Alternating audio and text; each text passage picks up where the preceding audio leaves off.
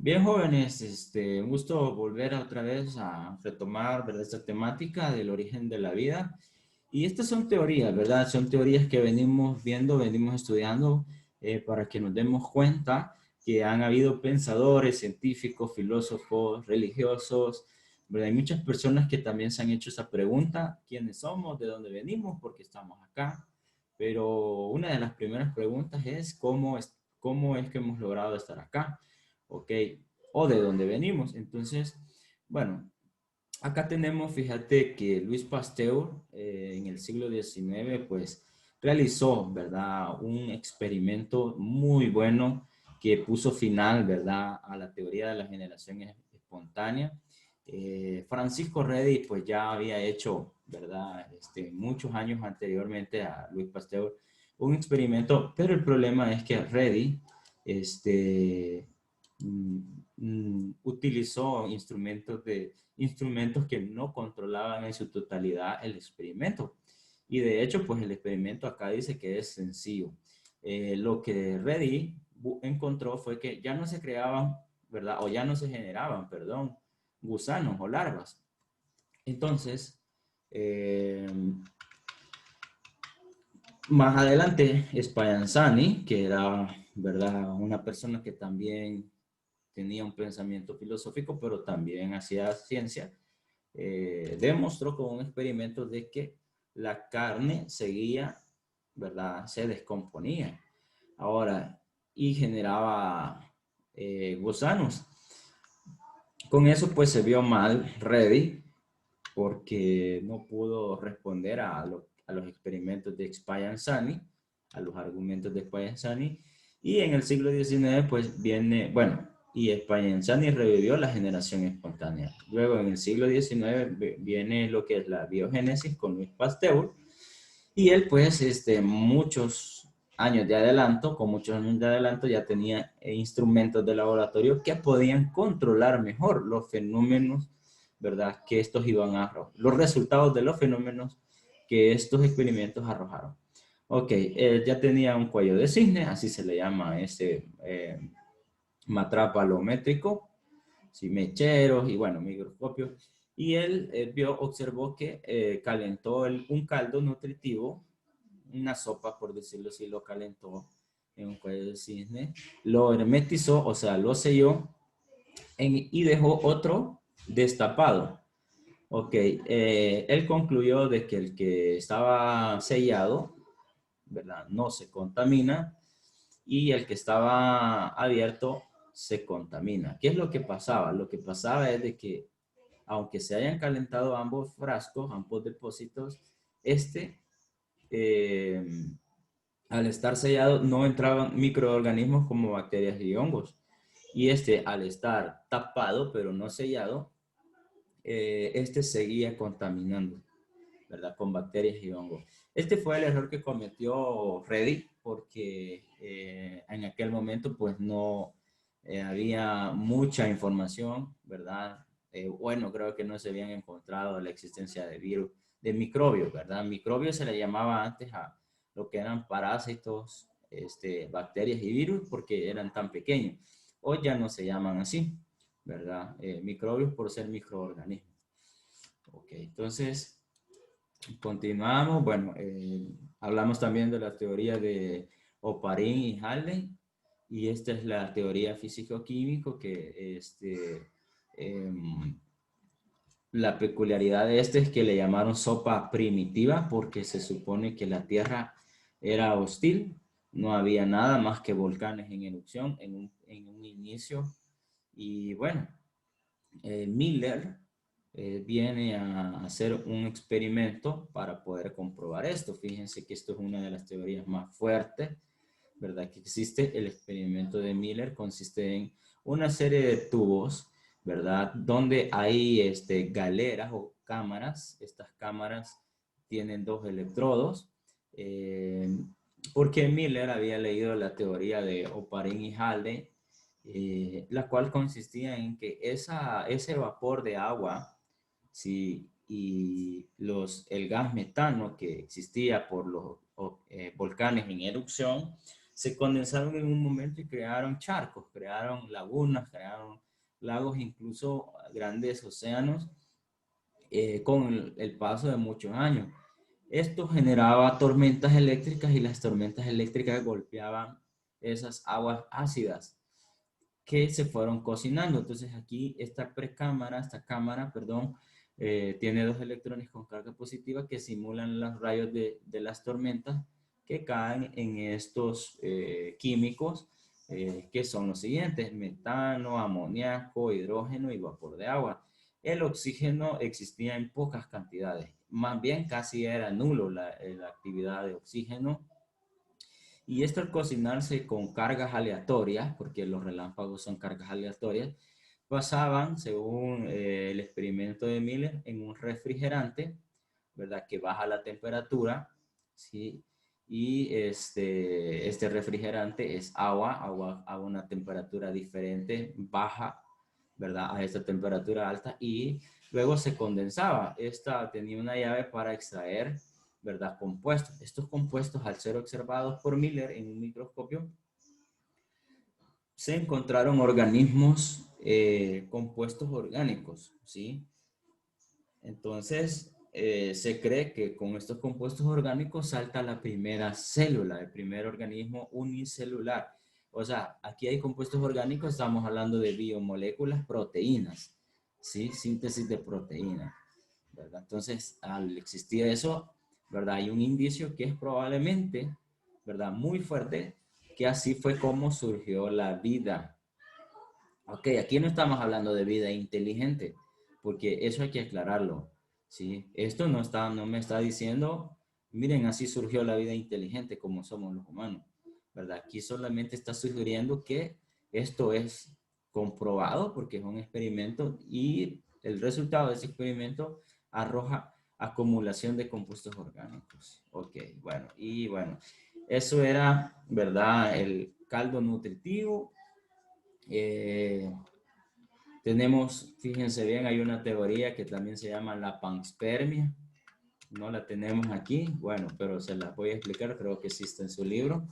En el caso de la panspermia, muchachos, se cree que esa es la teoría extraterrestre. ¿Y por qué se cree que es la teoría extraterrestre? Porque se cree que en las rocas que caen al planeta, o sea, los meteoritos, los asteroides, estos traen virus y traen bacterias. Y las bacterias vienen del espacio y estas colonizaron o terraformaron la Tierra. Eso se llama panspermia. Está en la página 143, por si se quieren dar una leidita. Y es la teoría de Savante Arrhenius, ¿verdad? Ahí solo dice, bueno, sí, está Savante Arrhenius, ahí está el nombre, ¿verdad? Y pues de eso habla, de los meteoritos. Se han hecho estudios y se han encontrado partículas de material orgánico en los meteoritos que también, según la teoría de Oparin o del físico-químico que estamos viendo, eh, estos caldos también se nutrieron con esos meteoritos que cayeron. Pero la teoría de los meteoritos se llama panspermia o es teoría del extraterrestre. Así se llama extraterrestre porque no viene, ¿verdad? No se generó aquí, sino que se generó quién sabe dónde, fuera del planeta. Bueno, ahora nos vamos a lo que es la teoría ya, los inicios de la evolución. Y fíjense que vamos a empezar con Lamarck. Lamarck fue en el siglo XX antes de Darwin. Y fíjense que consideraba de que, bueno, su pensamiento fue erróneo, pero no anduvo tan lejos, ¿verdad? Él tuvo ciertas intuiciones y las expuso. Sí, hablaba de la evolución de las especies porque él hablaba de las adaptaciones. Y bueno, se adaptaban al medio para sobrevivir ante la presión de este. Eso es muy correcto, fíjense. Pero acá viene el problema. Afirmaba que los caracteres adquiridos se heredaban de generación en generación. El problema que fue por la que fue errónea es que en la época de él no existía una ciencia que hoy existe, que es la genética. Ahora, pero también el planteamiento, ¿verdad? Si hubiese existido la genética en esa época, él lo planteó un poco mal. Veamos cómo lo planteó. Bueno, acá hay jirafas, fíjense. Y él decía que las jirafas que viven en la sabana se tienen que alimentar de las hojas de los árboles. En épocas de sequía, estas escasean. O sea, en épocas de sequía, las hojas de los árboles escasean. ¿Qué era el alimento de las jirafas? Ante la falta de las hojas, las jirafas estiraban su cuello y sus patas para lograr alcanzar las hojas situadas en las más altas, o sea, en las ramas más altas. Entonces hacían ejercicio físico para estirarse. Eso tiene lógica, tiene sentido, puede ser cierto. Y lo vemos en jóvenes que quieren, bueno, algunos porque les gusta el básquet, pero otros lo hacen porque quieren crecer un poco más. Juegan básquet, juegan voleibol y estiran un poco más. ¿Eso es correcto? Es correcto, pero no significa en la tercera observación que hizo Lamarck. El estiramiento de las patas y el cuello provocaría su alargamiento. Estos caracteres los heredarían a los descendientes. Muy bien. Veamos, retrocedamos un poquito el cassette. Dijimos, lamentablemente en la época de Lamarck no existía, ¿verdad?, la genética, por lo cual esto era descabellado decirlo. Ok, dos. Las dos etapas de observaciones tienen razón, son correctas, ¿verdad? Pero solo son cambios físicos del individuo mismo que las experimenta. Ahora, ¿dónde está el error? Es esto, que estos cambios físicos no los puede heredar directamente a su cría, ¿ya? Porque para que existan cambios evolutivos necesitan pasar muchos, pero muchos años, ¿verdad? Muchos años, estamos hablando de cientos o de miles. Ahora, esos dos aspectos, tanto la genética como los cambios físicos heredables, que no pueden ser inmediatos, provocaron que esta teoría de Lamarck fuera errónea. Pero abrió las puertas, ¿verdad?, para que científicos como Wallace, ¿verdad?, biólogos más bien, biólogos como Wallace y Charles Darwin, pudieran postular su libro de selección natural. Ok, ¿en qué consiste la teoría de Darwin? Fíjense que Charles Darwin ha sido muchas veces mal interpretado y ya les voy a decir por qué, ¿verdad? Igual junto con Wallace. Hay gente que solo habla de Darwin, pero no saben que Wallace también planteó y Darwin se auxilió mucho de las teorías de Wallace. Bien, las tres ideas, ¿verdad?, o conceptos de la evolución de Darwin son estas, miren, ya en esencia. Miren, un individuo o una especie va a evolucionar por mantener su existencia. Ok, dele un golpe a un zancudo y no lo mate, él va a caminar donde cayó. ¿Por qué va a caminar? ¿Verdad? Es algo que para nosotros, hey, mira el zancudo cómo camina, ¿verdad? Es algo para nosotros increíble verlo porque los zancudos no caminan, vuelan. Pero él quiere vivir, entonces él tiene que mover parte de su cuerpo para defenderse, ¿sí?, y luchar por su existencia. Igual nos va a picar no por alimentarse. ¿Sabían que los zancudos, bueno, los que pican son los zancudos hembras, ¿verdad? No se alimentan de sangre, se alimentan de aceites vegetales. Los machos se alimentan de aceites vegetales, las hembras también, pero necesitan las hembras el hierro que hay en la sangre, que hay en el plasma. De hecho, el plasma es el que buscan para que sus huevecillos puedan ser incubados. ¿Ya?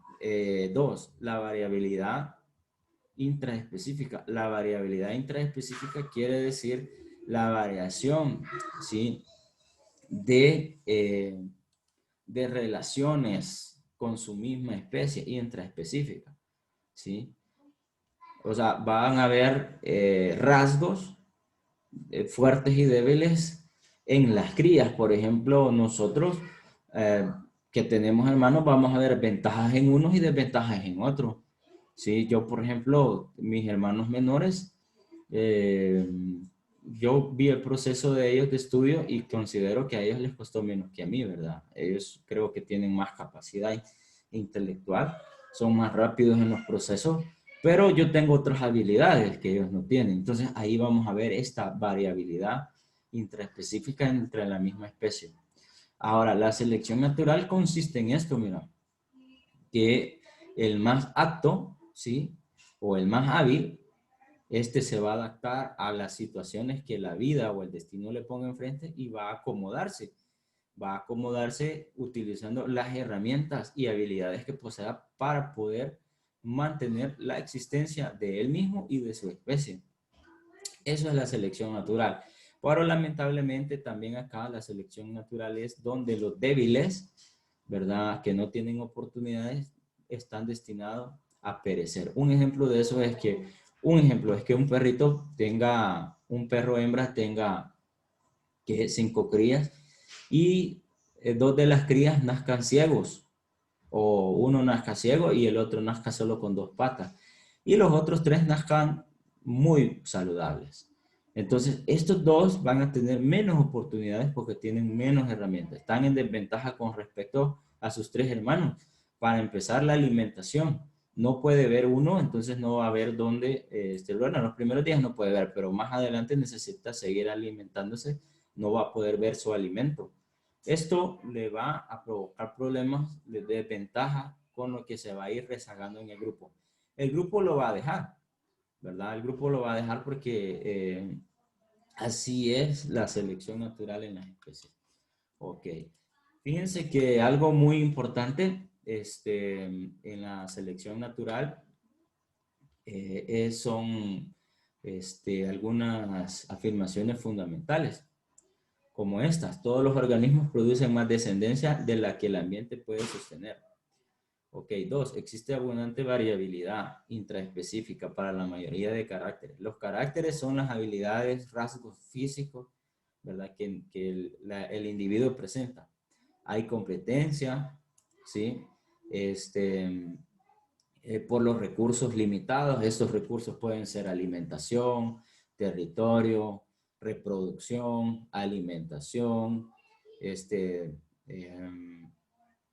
recursos también como espacio, bueno, entre otros. Se produce descendencia con modificaciones heredables. Bueno, reproducción también en la número 3. Y bueno, se producen descendencias con modificaciones heredables. Bueno, acá ya vamos metiendo lo que le heredamos a nuestras nuevas, ¿verdad? Nuevas familias.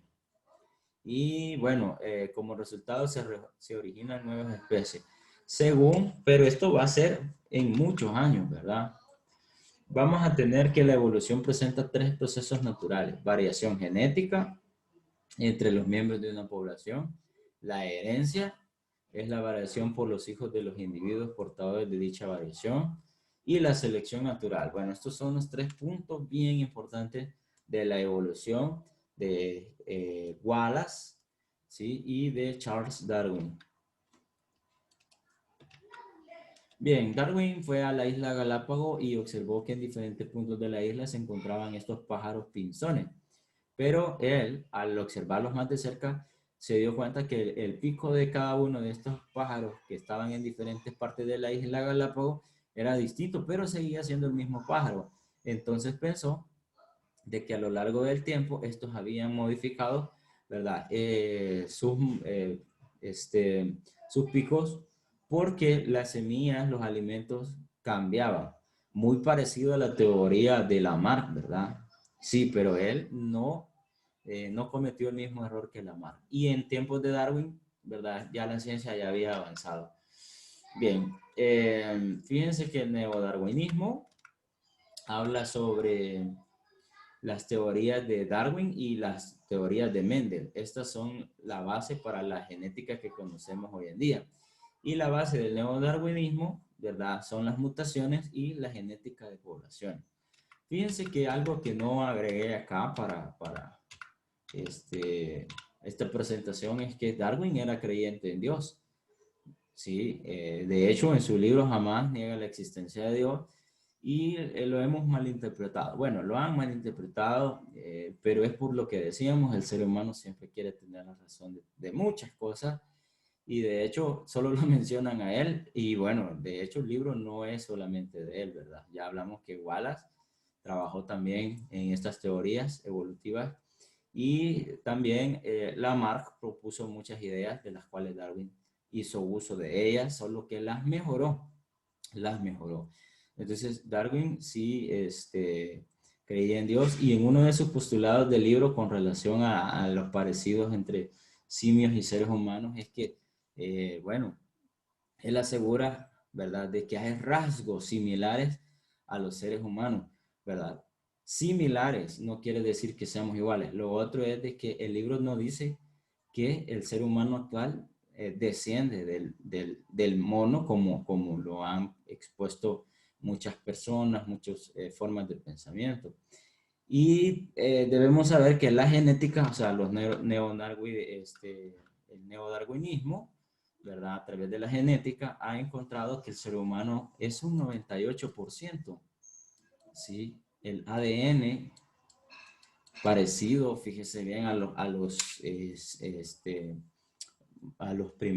monos, ¿sí? A los primates, pero ellos no pueden hacer otra cosa. Nosotros, ¿verdad? Construimos máquinas, nosotros construimos libros, nosotros construimos teorías, comprobamos leyes y ellos todavía no han hecho eso, pero el ADN es un 98% idéntico, idéntico, imagínense, idéntico. El factor RH, porque por hoy que hemos visto esto de las donaciones de sangre, RH significa Reus, y este factor, este químico, ¿verdad? Encontró este factor en la sangre de los simios y también en nuestra sangre. Ahora, con esto tampoco estamos queriendo decir que el ser humano actual o que nosotros estamos directamente o descendemos de ellos. No, simplemente mostramos las evidencias que se han encontrado que tampoco sugieren que nosotros, ¿verdad?, descendemos directamente de ellos. Ahora, pero sí encontramos similitudes, que eso sí lo podemos, ¿verdad?, físicas y genéticas, aquí lo hemos visto. Pero la prueba de este 2% que le falta, eso nos hace diferentes, porque nosotros, como te dije, somos capaces, hemos construido sociedades y estamos a punto de ir a otros planetas. En cambio, ellos, ¿verdad?, los simios, eh, solamente pueden armar lo más un rompecabezas, armar, hacer ciertas cositas, ¿verdad? Entonces, ven la diferencia, ven cómo podemos explicar una teoría sin entrar en una discusión. Bueno, vamos, fíjense bien,